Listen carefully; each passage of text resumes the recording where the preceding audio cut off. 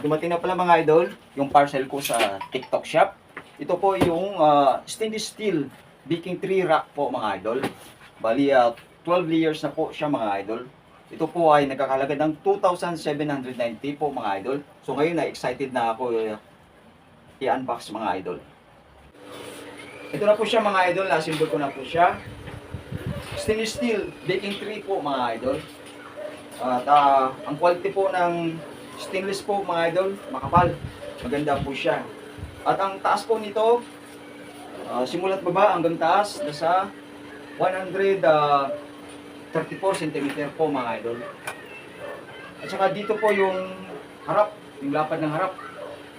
Bali 46 cm yung lapad nito ha.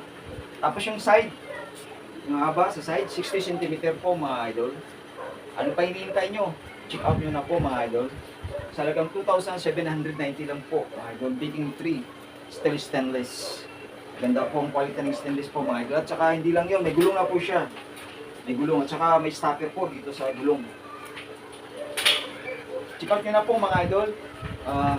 Tingnan na lang po yung link ko sa Yellow Basket po mga idol. Doon po kayo maaaring makabili. Check out nyo na po. Talagang 2,790. Stainless steel baking tray rack. Ang tama to po mga idol, kaya binili ko po ito dahil gusto ko po mag-try mag-bibake ng pandesal, ibang klaseng tinapay po mga idol.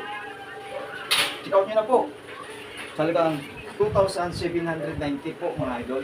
Ito po 12 layers po ito. Bali 12 the plates ang may lalagay dito. Check out nyo na po.